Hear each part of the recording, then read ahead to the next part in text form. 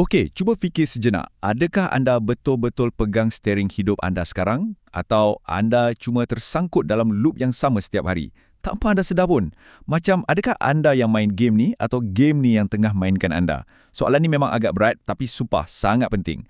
Hari ni, kita nak rungkai benda ni. Kita nak tengok macam mana nak berhenti jadi watak tempelan dan mula pegang controller hidup kita sendiri. Kita akan selami satu konsep yang sangat epik hari ini. Ini sebenarnya adalah hasil kerja Jin Lee yang menterjemah idea-idea self-help berusia 100 tahun daripada Florence Shen. Tapi yang paling gempak, dia ubah konsep klasik ni jadi macam satu buku panduan strategi video game moden yang anda boleh terus pakai hari ini. Bayangkan ya, idea lama tapi diolah semula dengan mekanik game supaya otak kita yang moden ni senang faham. Saya sangat teruja nak kongsi benda ni dengan anda. Sebelum kita pergi lebih jauh, kita kena set dulu asas permainan kita. Bayangkan hidup ni macam video game. Kita ada mod NPC atau non-player character.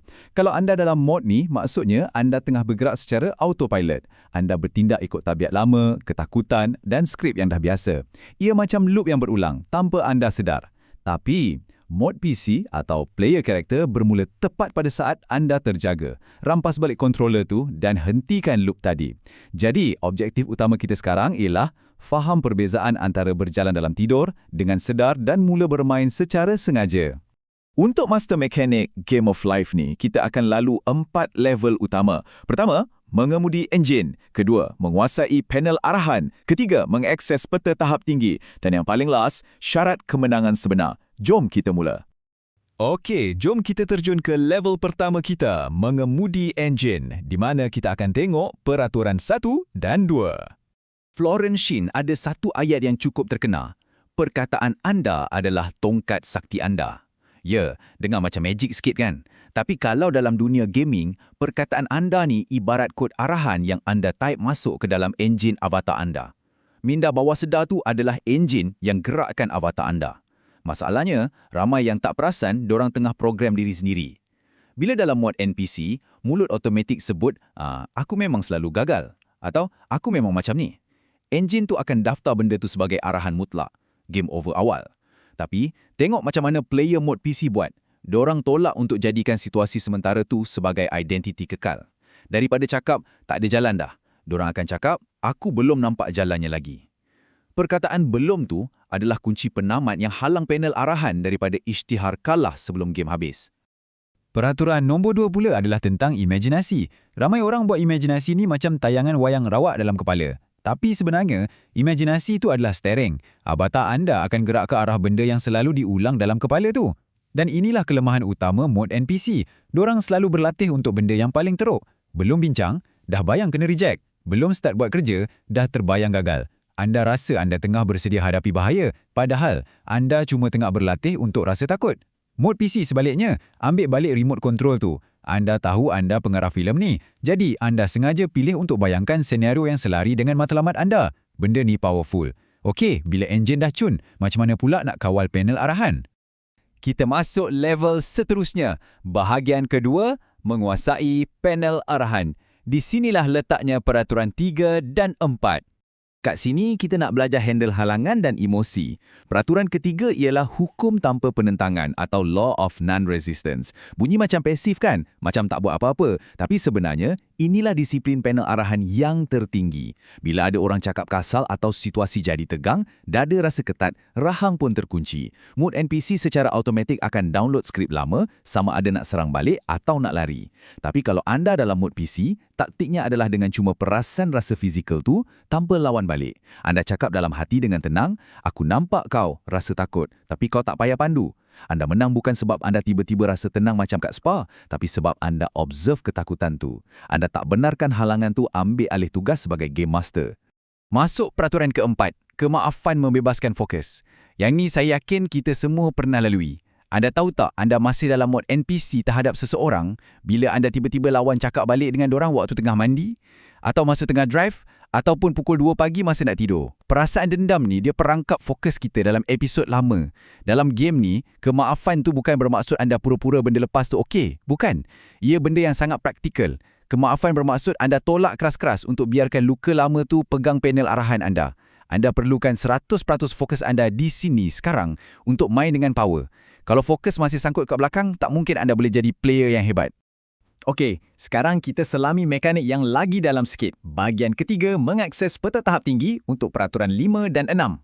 Peraturan kelima ni ada kaitan dengan kelantangan. Peta tahap tinggi itu sebenarnya bercakap dengan kita melalui intuisi. Kenapa mod NPC selalunya tak dengar? Sebab panel arahan diorang terlalu bising. Ketakutan tu kerjanya menjerit. Rasa nak compare dengan orang lain? Menjerit. Algoritma media sosial lagilah menjerit. Pernah tak scroll profil orang lain lepas tu rasa diri ni tertinggal? Dengar sini, itu bukan panduan hidup. Itu algoritma. Intuisi ni dia tak menjerit. Kadang-kadang suara dia bunyi agak membosankan. Mungkin tak payah aku hantar mesej tu. Pergi ambil angin kejap. Kalau ada suara dalam kepala yang rasa panik dan tergesa-gesa sangat, confirm itu bukan datang dari peta yang lebih tinggi. Player mode PC sentiasa akan pause dan tanya, ini ketakutan ke atau panduan? Tapi semua kesedaran tadi tak bermakna langsung kalau kita tak pakai peraturan ke-6 ni. Buat satu langkah yang nyata. Shin tak ajar kita duduk diam dan sekadar berharap. Mod NPC selalunya suka tunggu perfect timing. Nantilah tunggu rasa takut ni hilang dulu baru aku start. Tapi rahsia besarnya kat sini ialah rasa takut tu selalunya hanya akan hilang selepas anda mula melangkah. Mod PC perlukan anda buat satu langkah kecil walaupun tak nampak lagi apa result dia.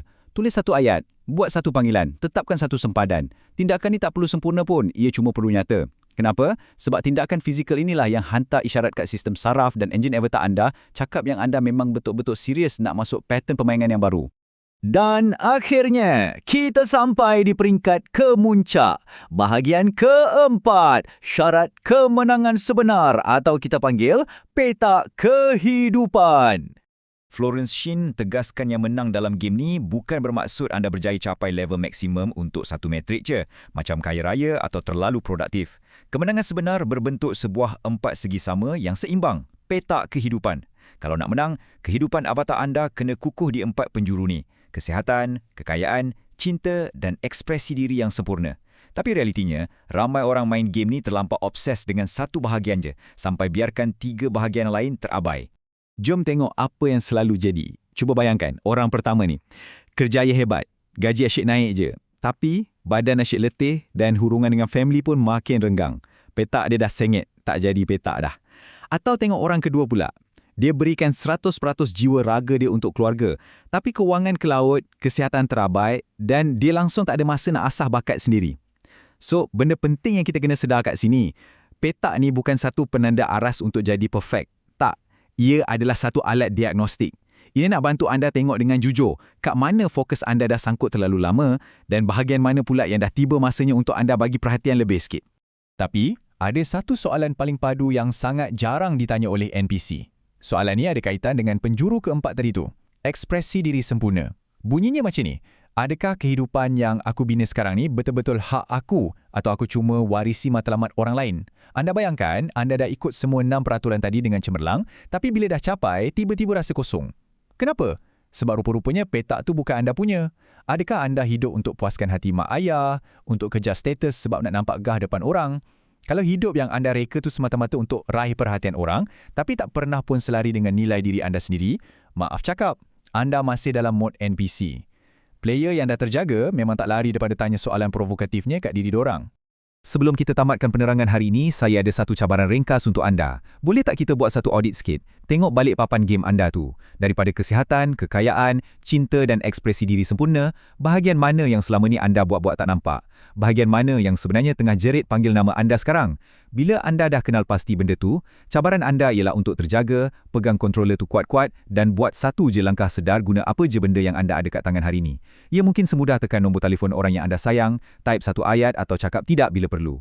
Semua tu dalam kawalan anda. So, adakah anda dah bersedia untuk buat langkah pertama anda dalam game of life ni? Atau anda rela biarkan diri anda dipermainkan oleh sistem untuk selama-lamanya? Anda yang pilih. Terima kasih sebab join perbincangan kita hari ini dan teruskan bermain dengan sedar kawan-kawan.